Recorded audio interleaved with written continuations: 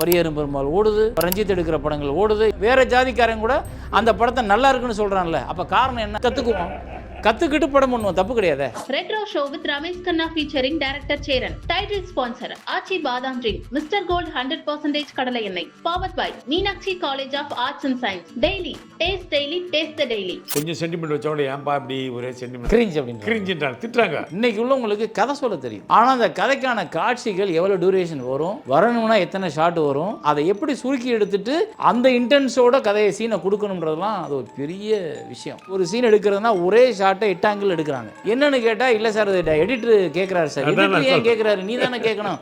நம்ம டைரக்டர் ஒட்டி கோவப்பட்டாரு. நீ எதுல வந்து அசிஸ்டண்டா இருக்கும்போது? நான் சைக்கிள் இல்லாத அசிஸ்டண்டே கிடையாது. சைக்கிள் இருக்க அசிஸ்டண்ட் தான் பணக்கார அசிஸ்டண்ட். போட்டும் போது அப்படியே வாடகை யாரு கொடுக்குறது, இதுக்கு யாரு கொடுக்குறது, இந்த மாதிரி சம்பளத்தை டைரக்டர் 5 கொடுத்துருவாரா கொடுக்க மாட்டாரா, பாலத்தை அப்பான முக்கி அந்த வேலையை அவன் அவ்வளோ ஈடுபாட்டோட பார்ப்பான். ஏன்னா அவனோட தேவை, அவனோட கட்டாயம், அவனோட வாழ்க்கை. உன்னுடைய படத்துல ரொம்ப லெங்கான படம் தோமாய் எத்தனை மணி நேரம்? 3 மணி நேரம் 20 நிமிஷம். ஆக்சுவலாக அந்த படம் எடுத்தது எவ்வளோ தெரியுமா? ஃபுட்டேஜ் 8 மணி நேரம். அப்பா, அதுதான் முதல் படம் சினிமா டிஜிட்டலில் ஜெயிச்சது. அது யாருமே பேச மாட்டாங்க. அதுதான் எனக்கு கவலையாக இருக்குது. இங்கே வந்து பெரியவர்கள் ஏதாவது செய்தால் மட்டுமே பேசுகிறாங்களே ஒழிய, சிறியவர்கள் செய்யும்போது அதை பாராட்டுறது கூட ஆள் கிடையாது. இவங்க எல்லாம் நெளிகிறாங்க சார். 3 மணி 20 நிமிஷம் இருக்குது சார், ஒரு 3/4 மணி நேரத்தை குறைச்சிருங்க சார்ன்றாங்க. அப்பா, அட போங்கன்ட்டேன். ஒவ்வொரு ரீல் பாக்ஸ்லையும் ஒரு லெட்டர் வச்சேன். ஒரு ஃப்ரேம் கூட நீங்கள் கட் பண்ணக்கூடாது. கட் பண்ணிங்கன்னா உங்கள் தியேட்டர் மேலேயும் உங்கள் மேலேயும் எனக்கு கேஸ் போடுறதுக்கு முழு அதிகாரம் இருக்குது. முதல்ல கொண்டு போய் பையனை கொண்டாந்து நிப்பாட்டி கம்மாயில் அப்பன் குழி விடுவார். மூக்கை சிந்துறதும் மேலே படுக்க போட்டுக்கிறதும் அந்த வேர்வை நாத்தத்தோடு உட்காந்து அப்பா தூங்குறேன் சரியா போங்கன்னு சொன்னேன். இதுதான் உண்மையான அப்பாவை காமிச்சிச்சு. எனக்கெல்லாம் எங்கள் அப்பா குழி விட்டுருக்காரு. இந்த ஜாதி ரீதியாக எங்கேயோ ஒரு சில இடங்களில் அதுவும் ஏதோ ஒரு குறிப்பிட்ட ஜாதிகளுக்குள்ளே தான் அந்த பிரச்சனை இருக்குது. அதுக்கு அடிப்படை காரணம் வேறு. நம்மளே லைஃப்பில் நிறைய ப்ரெஷர் ஒவ்வொருத்தனுக்கும். அவன் அதோட உட்காந்து அங்கேயும் வந்து ப்ரெஷரை தாங்க முடியல. பரியரும் பெருமாள் ஓடுது, எல்லா படங்களும் ரஞ்சித் எடுக்கிற படங்கள் ஓடுது, எல்லாத்துலேயும் பாயிண்ட் அவுட் பண்ணுறது நியாயம்னு நமக்கு தெரியுதில்ல. வேறு ஜாதிக்காரங்க கூட அந்த படத்தை நல்லா இருக்குன்னு சொல்கிறான்ல, அப்போ காரணம் என்ன? கற்றுக்குவோம், கற்றுக்கிட்டு படம் பண்ணுவோம், தப்பு கிடையாது.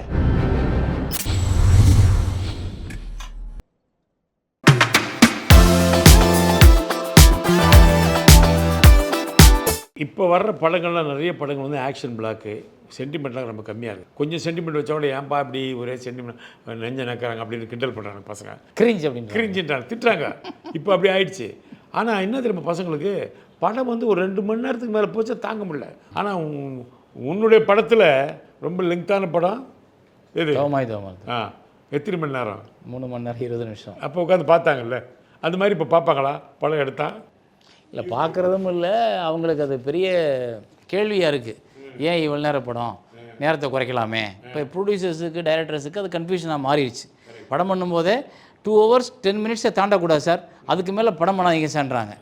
அவன் 2 hours 15 minutes 20 minutes எடுத்தானா எப்படியாவது 10 நிமிஷத்தை குறைச்சிருங்க சார் அப்படின்றாங்க. கதையை பார்க்க மாட்டுறாங்க, ஒன்றும் பார்க்க மாட்டாங்க. அப்போ அது வந்து எங்கேருந்து ப்ராசஸ்? ஒன்று படம் பண்ண ஆரம்பிக்கிறதுலேருந்தே அதை முடிவு பண்ணும். உங்களுக்கு ஞாபகம் இருக்கா, நம்ம டைரக்டர் வந்து ஒவ்வொரு சீனுக்கும் டைம் போடுவார். ஆமாம், படிக்க சொல்லி. இது 3 நிமிஷம்டா, ஆமாம், இது 1.5 நிமிஷம், எழுதுவார், இது 20 நிமிஷம், இது வந்து 5 நிமிஷம். கிளைமாக்ஸ் மட்டும்தான் நமக்கு 15 நிமிஷம் 10 நிமிஷம் 20 நிமிஷம் இருக்கும். இதுக்கு மேலே இருக்காது எதுவுமே. ஒரு 36 scene first half, 36 scene second half அப்படின்னு போட்டோம்னா மொத்தமாக 2.5 மணி நேரம். அப்போவே சார் வந்து 2.5 மணி நேரம் தான் பண்ணுவார். எது அப்போ ரொம்ப அதிகமாக இருந்துச்சுன்னா அப்போ எதை தூக்கணும்னு முடிவு பண்ணுவோம். அப்போ அது வந்து தெரியும் டைரக்டருக்கு எந்த சீனை எங்கே ஆரம்பித்தா எங்கே முடிக்கலாம், அப்போ அதுக்கு எவ்வளோ சீக்வன்ஸ் வேணும், அதுக்கான டைம் என்ன, இது எல்லாம் அவர் அனுபவத்தில் கற்றுக்கிட்டு வந்தது. அதனால் அவர் என்னென்னா 2.5 மணி நேரம் 2 மணி நேரம் படத்தை முடிக்க முடியும். இன்றைக்கி உள்ளவங்களுக்கு கதை சொல்ல தெரியும், ஆனால் அந்த கதைக்கான காட்சிகள் எவ்வளோ டியூரேஷன் வரும், வரணும்னா எத்தனை ஷாட் வரும், அதில் என்னென்ன ஷாட் நமக்கு முக்கியமாக இருக்கணும், அதை எப்படி சுருக்கி எடுத்துட்டு அந்த இன்டென்ஸோட கதையை சீனை கொடுக்கணுன்றதுலாம் அது ஒரு பெரிய விஷயம். இதெல்லாம் தெரிஞ்சதுனால தான் சினிமாவில் இருக்க எல்லா பேரையும் ஜாம்பவான்கள்னு சொன்னாங்க. ஆனால் இன்றைக்கி அதை பண்ணுறதுக்கு, அதை போட்டு பார்க்குறதுக்கு, அதை ஷெட்யூல் போடுறதுக்கு, இன்றைக்கி ஒரு சீன் எடுக்கிறதுனா ஒரே ஷாட்டை 8 ஆங்கிள் எடுக்கிறாங்க.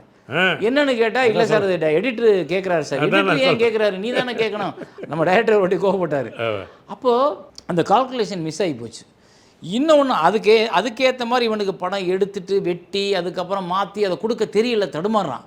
ஒரு இடத்துக்கு மேலே போனால் சீனை விடுங்குறோம் அப்படின்னு சொல்லி படத்தோட தன்மையை அப்போ கெடுத்துறோம். அதனுடைய அது என்ன சொல்ல வந்தாண்டே தெரியாமல் போயிடுது. அந்த ஃபீலிங் போயிடுது. ஆமாம், அப்படியே குறைச்சி எடுக்கணும்னு முடிவு பண்ணால் குறைச்சி எடுக்கும்போது அதை இன்டென்ஸோட ரொம்ப அழகாக எடுக்க தெரியல. அப்போ இங்கே மாட்டிக்கிறாங்க. பாதிக்கும் நல்ல மனசு. இதனால் என்னன்னா வேறு வழி இல்லை சார், 2.25 மணி நேரம் தானே விட்டுறாங்களா, அந்த 2.25 மணி நேரம் படம் பார்க்க இது வந்து இண்டஸ்ட்ரிக்குள்ள உள்ள பிரச்சனை. ஆனால் படம் பார்க்குறவங்களோட பிரச்சனை என்ன அப்படின்னா, நீ எதில் வந்து அசிஸ்டண்ட்டாக இருக்கும்போது, நான் சைக்கிள் இல்லாத அசிஸ்டண்ட்டே கிடையாது. சைக்கிள் இருக்க அசிஸ்டண்ட் தான் பணக்கார அசிஸ்டண்ட். ஆமாம். அப்போ சைக்கிளில் வடபழனியிலேருந்து டி நகரில் பாண்டியராஜன் சார் விடுறதுக்கு எவ்வளோ நேரம் ஆகும் உனக்கு? ஆகும் கிட்டத்தட்ட 45 மினிட்ஸ் மேலே. 40 மினிட்ஸ். இப்போ நீ எதில் வர்ற? இப்போ கார் கொடுத்துருக்காங்க, பைக்கு காரு, சைக்கிளே காணோம் ரோட்டில். ஆமாம். அப்போ எல்லாருமே ட்ராவல்லையே நேரத்தை குறைச்சி ட்ராவல் பண்ண பழகிட்டான். கரெக்ட். அவன் 40 மினிட்ஸ் ஓட்டும்போது அப்படியே வாடகை யார் கொடுக்குறது, இதுக்கு யார் கொடுக்குறது, இந்த மாதிரி சம்பளத்தை டைரக்டர் 5ஆம் தேதி கொடுத்துருவாரா கொடுக்க மாட்டாரா, சட்டை இல்லைனா பெரியவன் அவனுக்கு ஒரு சட்டை வேறு எடுத்து கொடுக்கணும், அதிலே 300 ரூபா போயிடுச்சுன்னா என்ன பண்ணுறது, பாலத்தை அப்பான முக்கி வியர்வை சொட்ட பல ஏற்ற இறக்கங்களை தாண்டி ஒரு மனிதன் இறங்கி போய் நிற்கும்போது அந்த வேலையை அவன் அவ்வளோ ஈடுபாட்டோடு பார்ப்பான். ஏன்னா அவனோட தேவை, அவனோட கட்டாயம், அவனோட வாழ்க்கை. இன்றைக்கி வசதி பெருகினோன்னே எல்லோரும் இலகுவாக ஈஸியாக ட்ராவல் பண்ணவும் ஈஸியாக ஒரு இடத்த கிடக்கவும் கற்றுக்கிட்டோம். அப்புறம் நம்மக்கிட்ட நம்ம மைண்டு வந்து பார்க்குற இன்றைக்குள்ள யங்ஸ்டர்ஸ், அதாவது நமக்கு அடுத்து நம்ம பசங்களோ நம்ம பொம்பளை பிள்ளைங்களோ, அவங்க வந்து ரொம்ப ஃபாஸ்ட்டாக திங்க் பண்ண கற்றுக்கிடுச்சு. ஒரு விஷயத்தை அப்பாவுக்கு ரொம்ப கஷ்டமாக இருக்குது நாளைக்கு தரேன்டா ஓகே பண்ணிட்டு போயிடுது. ஆனால் அன்னைக்கு நீ 10 சீன் வைப்பா, அப்பாவை கஷ்டப்படா, இல்லைப்பா அன்றைக்கி டீச்சர் திட்டுவாருப்பா, சரிடா நீ டீச்சர் நான் வந்து பேசவா, நீங்கள் வேணாப்பா என் பிள்ளைங்களாம் உங்களை பார்த்தா கைலியோடு இருக்கீங்கன்னு சொல்லும்பா, பண்ணுவாங்க. இப்படிலாம் சீன் வைப்போம். ஆமாம். ஆனால் எனக்கு தேவையில்லை, ஒரே வார்த்தை அப்பா நாளைக்கு தானே சரிப்பா போகுது. ஏன்னா அதோட ஐக்யூ பவர் ரொம்ப நம்மளை விட 3 மடங்கு அதிகமாக இருக்குது. அப்போ அந்த ஜென்ரேஷனுக்கு நீ இன்னும் ஸ்பூன் ஃபீடிங்காக கொடுத்துக்கிட்டே இருக்க முடியாது. வர்றாரு சார் வந்து நிற்கிறாரு சார், வேர்வையை துடைக்கிறாரு சார், நீ சொல்ல வேண்டியதில்லை. அவன் எடுத்தோடனே கட்டு உள்ளே வந்து எப்போ கொடுப்ப காசு அப்படின்றதுக்கு வந்துட்டான். அவனுக்கு கதை தான் மூவ் ஆகணும். அதுக்கு மூவாக தெரியும் போது அந்த படம் தப்பிச்சுக்கிறது. அதுக்கு மூவாக தெரியாத போது அந்த படம் மக்களால் ஏற்றுக்கொள்ளப்பட முடியல. அதுதான் ரீசனே ஒழிய படம் நீளமாக இருக்குது படம் குறைச்சிருக்குன்றது இல்லை. இன்றைக்கி உள்ள ஜென்ரேஷனோட மைண்டுக்கு உன்னால் படம் பண்ண முடியுமா, பண்ணு. ஏன் இப்போ இன்றைக்கி டூரிஸ்ட் ஃபேமிலி வந்துச்சு ஓடிச்சு, லப்பர் பந்து ஓடிச்சு, கும்பசன் வந்துச்சு ஓடிச்சு, நல்ல படங்கள்லாம் இன்றைக்கி ஓடிக்கிட்டு இருக்கேன். அப்போ ஓடுதுன்றதுக்கு காரணம் என்ன, அவங்க அந்த ரூட்டுக்கு வந்துட்டாங்க. அவன் இப்போ ரப்பர் பந்து எடுத்துகிட்டு அந்த டைரக்டருக்கு ரொம்ப பிடிச்சிருந்துச்சு, கிராஃப்ட் ஓரியன்டாக ரொம்ப நல்லாயிருக்கு, அண்டு கேரக்டரைசேஷன் ரொம்ப நல்லாயிருக்கு, கதையோட தன்மை வந்து ரொம்ப என்னை போட்டு புளியலை, ஐயோ பாவன் தப்பிச்சிருவானா பொழைச்சிருவானா அதெல்லாம் தோணலை. ஏடா இவங்க ஏன்னா சண்டை போட்டுருக்காங்க சரியான. அதுக்கு காரணம் நம்மளோட ப்ரெஷரே நிறையா இருக்குது. நம்மளே லைஃப்பில் நிறையா ப்ரெஷர் ஒவ்வொருத்தனுக்கும். அவன் அதோட உட்காந்து அங்கேயும் வந்து ப்ரெஷரை தாங்க முடியல. அவனுக்கு ஏதோ ஒரு லைட் மைண்டட் ஸ்கிரிப்ட்ஸ் வேணும் அவனுக்கு. அப்படியே பார்த்தா அழகாக பார்த்தேன். இப்போ பாருங்கள் மாமனே நல்லா ஓடுதுன்னு சொல்கிறாங்க. அப்போ காரணம் என்னென்னா அவன் ரொம்ப இதனால போட்டு ரொம்ப நம்மளை நெசுக்கலை. ஏன்னா இன்றைக்கி உள்ள மைண்ட் செட்டுக்கு நீங்கள் வந்து முதல்ல ஒரு காதல் திருமணம்னா அட்ரா பெட்ரா குத்துரான்னு கிளம்பி குடும்பத்தோடு போய் இல்லை ஊரோடு போய் அந்த ஊரில் வெட்டி ஊர் சண்டைலாம். இன்றைக்கி வந்து அப்படி இல்லை. என்னடா இல்லை அந்த பொண்ணு என்ன அது வேறு காஸ்ட்டு, அப்படியா உனக்கு பிடிச்சிருக்கா, எனக்கு பிடிச்சிருக்கு, உங்கள் அம்மாட்ட கேளு, அம்மா பிடிச்சிருக்கு, சரி ஓகே ஒரு நாள் அந்த வீட்டில் போய் பேசும். இவ்வளோ தானே சீனாக இருக்குது. இன்றைக்கி எங்கே வெட்டு குத்து இருக்குது. இந்த ஜாதி ரீதியாக எங்கேயோ ஒரு சில இடங்களில் அதுவும் ஏதோ ஒரு குறிப்பிட்ட ஜாதிகளுக்குள்ளே தான் அந்த பிரச்சனை இருக்குது. அதுக்கு அடிப்படை காரணம் வேறு. அது வந்து ஏற்றத்தாழ்வுகளும் பணமும் கிடையாது. அதுக்கு அடிப்படை காரணம் வேறு. அப்போ அது வந்து அந்த சண்டையும் அந்த காட்சியில் படுற படங்களும் பரியேறும் பெருமாள் ஓடுது, எல்லா படங்களும் ரஞ்சித் எடுக்கிற படங்கள் ஓடுது, எல்லாத்துலேயும் பாயிண்ட் அவுட் பண்ணுற நியாயம்னு நமக்கு தெரியுதில்ல. மற்ற அவங்க குறிப்பிட்ட அந்த ஜாதிகளுக்குள்ளே இல்லாட்டியும் வேறு ஜாதிக்காரங்க கூட அந்த படத்தை நல்லா இருக்குன்னு சொல்கிறான்ல. அப்போ காரணம் என்ன, அதை ஐடென்டிஃபை பண்ண முடியுது. முதல்ல அது கிடையாது. அப்போ அதனால் படம் எடுக்கிறவங்க கையில் தான் இருக்குது. அதை இன்றைக்கி உள்ள மக்களுக்கு பிடிக்கிறபடி கொடுக்க முடியுமா, முடியாது. அதுக்கு கற்றுக்க முடியலன்னா அது கற்றுக்குவோம். நான் என்னையும் சேர்த்து தான் சொல்கிறேன், அது கற்றுக்கிட்டு படம் பண்ணுவோம், தப்பு கிடையாது. இதே தவமாய் வந்து 3 மணி நேரம் 20 நிமிஷம். அதான் ஆச்சரியமாகுது. கட்ஸுனா அன்னைக்கு வந்து சொல்லி தான் எனக்கு தெரியும். எனக்கு படம் 2 தடவை பார்த்தேன் நான். இவ்வளோ லெங்க்த்துன்னு தெரியாது. என்னென்னா பாரதி கண்ணம்மா ஓடிச்சா, பொற்காலம் ஓடிச்சா, தேசிய கீதம் ஓடிச்சா, வெற்றி கொடியிட்டு ஓடிச்சா, பாண்டவர் பூமி ஓடிச்சா, ஆட்டோகிராஃப் ஓடிச்சா, 6 படம் கண்டினியூவாக ஓடி இருக்கு. அதில் எனக்கு ஒரு பெரிய ஒரு மாஸ் மாசில் அதில் மாசு நமக்கு அப்ரிசியேஷன் அப்ரிசியேஷன் என்னன்னா இவர் எடுத்த படம் நல்லா இருக்குன்னு என் படத்து மேலே ஒரு பெரிய நம்பிக்கை வச்சாங்கல்ல. அந்த சமயத்தை தவமாயுத்தம் வந்து எடுக்கிறேன். தவமாயுத்தம் வந்து அதில் எதை எடுத்தாலும் அந்த அப்பாவோட வழியை முழுசாக கடத்திட முடியாதுன்னு எனக்கு ஒரு பயம். சீன்ஸ் எடுத்துட்டா. ஆக்சுவலாக அந்த படம் எடுத்தது எவ்வளோ தெரியுமா? ஃபுட்டேஜ் 8 மணி நேரம். அப்பா அது எப்படி குறைச்சி படத்தை ரெடி பண்ணி உட்காந்து ஃபுல்லாக சீன் ஆர்டர் பண்ணுறான். 8 மணி நேரம் படம் வருது. ஐயோ எனக்கு இன்னைக்கு மாதிரி வியாபார சூழல் இருந்துச்சுன்னா பார்ட் 1 பார்ட் 2 பார்ட் 3ன்னு போட்டு ஜெயிச்சுட்டு போயிருப்பேன், காசு வாங்கிட்டு போயிருப்பேன். அன்னைக்கு அந்த சூழல் தியேட்டரை தவிர வேறு ஒன்றும் கிடையாது. தியேட்டருக்காரன் 3 மணி நேரத்துக்கு மேலே படம் இருந்தால் அவனே கட் பண்ணிடுவான் ஆமாம் எல்லாத்தையும். அது ஒரு பெரிய ப்ராப்ளம் தெரியுமா? அப்போ ஆப்ரேட்டர் அவங்க இஷ்டத்துக்கு உன்னை கட் பண்ணிட்டு ஒரு படத்தை மாற்றி போடுவானுங்க, மாற்றி போட்டுருவாங்க. சில படம் ஓடிடும், சில படம் ஓடாது. அதுக்கு ஆப்ரேட்டர் தான் காரணம், நம்ம காரணம் இல்லை. அப்போ எல்லாரும் வந்து ஆட்டோகிராஃப் எடுத்தாச்சு, பெரிய சக்ஸஸ், ஹியூஜ் சக்ஸஸ். அப்போ ஆட்டோகிராஃப் எல்லாரும் அடுத்த படம் என்னென்னு எதிர்பார்க்குறான்னா, அப்போ முதல் நாள் முதல் ஷோ முதல் வாரம்லாம் படு ஃபுல்லு. ஆனால் தவமாயுத்தம் அது. ஆனால் 3.5 மணி நேரம் இதை தாங்குவானா? இப்போ நீ 8 மணி நேரம் இருந்த ஃபுட்டேஜை நான் என்ன பண்ண, நான் தான் எடிட்டராக ஒர்க் பண்ணேன் ஃபஸ்ட்டு. 5.5 மணி நேரம் நான் குறைச்சேன். ஃபுல் படம் நான் எடிட்டராக ஒர்க் பண்ணி 5.5 மணி நேரம் குறைச்சி 5.5 மணி நேரத்துக்கு கொண்டாந்தேன். 5.5 மணி நேரத்துக்கு மேலே எனக்கு குறைக்க தெரியல. ஏன்னா நான் எடுத்த படம் எனக்கே பாசம், நானே சீனை தூக்க முடியலனால. எப்படி தூக்குறது, இது என்ன பண்ணுறதுன்னா படு மண்டே புடச்சிக்கிறேன். எல்லா சீனும் முக்கியமாக தெரியும். ப்ரொடியூசர் வேறு காட்டுங்க சார் காட்டுங்க சார்ன்றாங்க. ஆனால் 5.5 மணி நேரம் படத்தை எப்படி காட்டுறது? அதானே. அப்புறம் எனக்கு ஒரு யோசனை தோணி என்ன பண்ணேன், தங்கர் பச்சன், பஞ்சு சார், பஞ்சு அருணாச்சலம் சார், இப்படி ஒரு 3 பேரை கூப்பிட்டு அந்த படத்தை காமிச்சேன். அவங்க பார்த்துட்டு படம் பிரமாதமாக இருக்குது சேரன். 5.5 மணி நேரம் படத்தை பார்க்குறாங்க, படம் பிரமாதமாக இருக்குது சேரன். ஆனால் உட்கார மாட்டாங்க ஆடியன்ஸு. நீ 3 மணி நேரத்துக்கு குறைச்சி படம் வைக்காதேன்ட்டு போயிட்டார் பஞ்சு சார். அவ்வளோதான். தங்கர் பச்சன் என்ன சொன்னார், அனுபவம், ஏய் நல்ல படம், நம்ம குழந்தடா, ஆனால் உடம்பு பூரா வெறும் சதையாக தொங்குதுடா, அதை பூரா கட் பண்ணுன்றாரு. எனக்கு இவங்க என்ன சொல்கிறாங்க புரியல, என்ன சதைன்றாங்க அதுன்றாங்க, ஒன்றும் புரியலேன்ட்டு சரி நான் அவர் அனுப்பிச்சிட்டேன். எனக்கு படம் குறைக்க தெரியல. ஸ்கிரிப்ட் வந்து ரொம்ப பெருசுப்பா, நம்ம போட்ட கணக்கெலாம் நான் போடல. நான் ஒரு மமதையில் சரி நிறைய எடுப்போம். அப்போ தான் முதலாக ஃபிலிம் இல்லாமல் டிஜிட்டலுக்கு மாறுது சினிமா. அதுதான் முதல் படம் சினிமா டிஜிட்டலில் ஜெயிச்சது. அதுக்கு முன்னாடி மும்பை எக்ஸ்பிரஸும் இன்னொரு படம் ஸ்ரீராம் பிசி சார் எடுத்தாங்க. அது வந்து அவ்வளோ பெருசாக ரிசல்ட் கொடுக்கல. அது யாருமே பேச மாட்டுறாங்க. அதுதான் எனக்கு கவலையாக இருக்குது. இங்கே வந்து பெரியவர்கள் ஏதாவது செய்தால் மட்டுமே பேசுகிறாங்களே ஒழிய சிறியவர்கள் செய்யும்போது அதை பாராட்டுறது கூட ஆள் கிடையாது.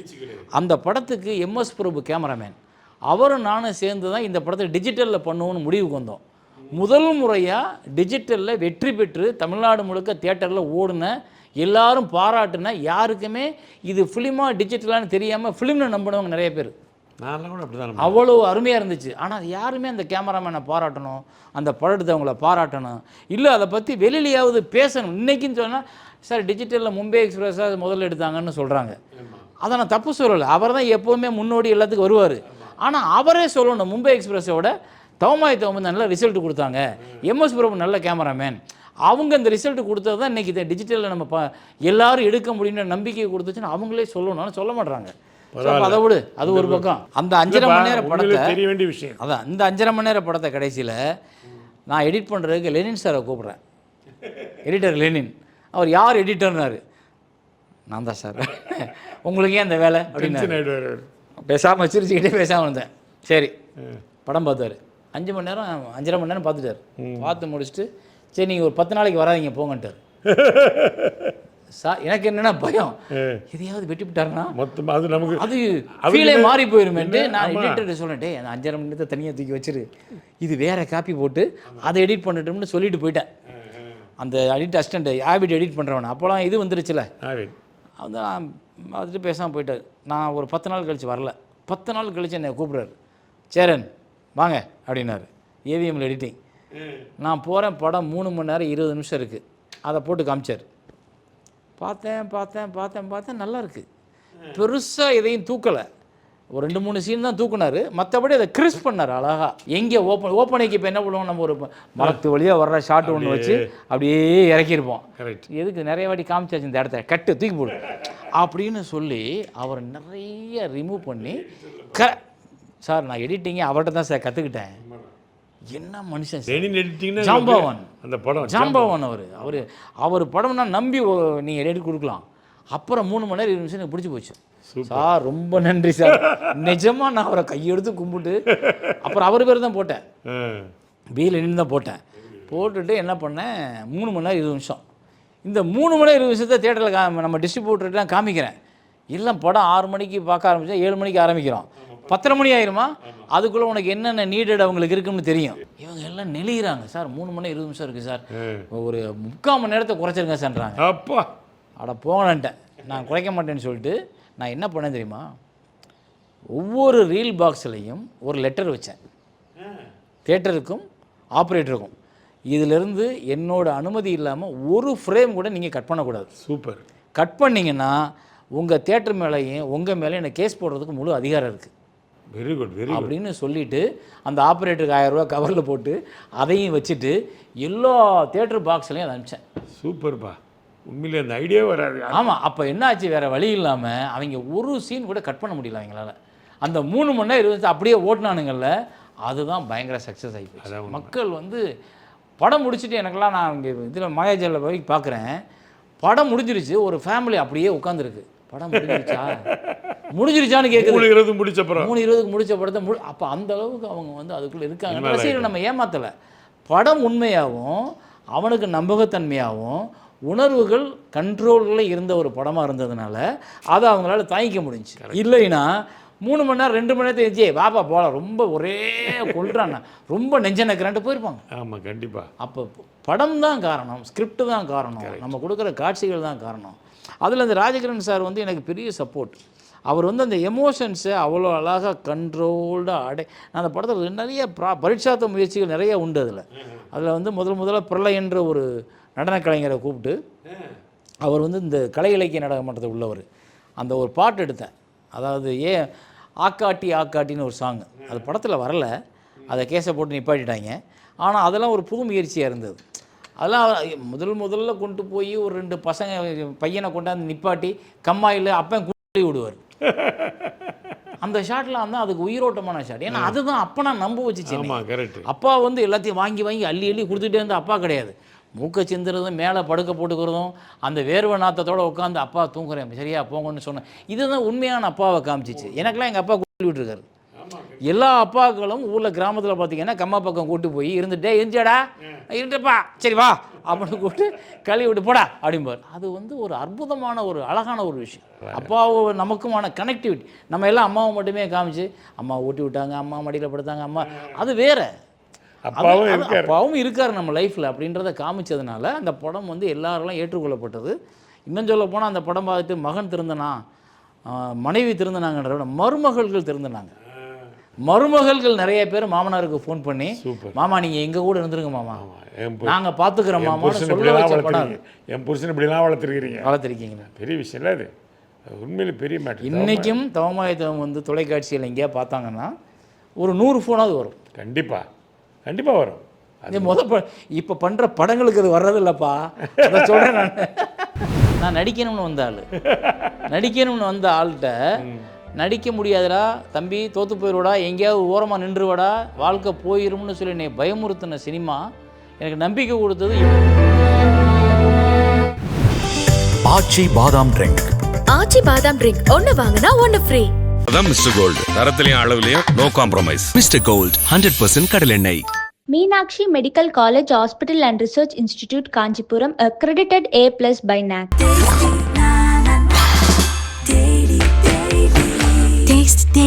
Taste the Daily.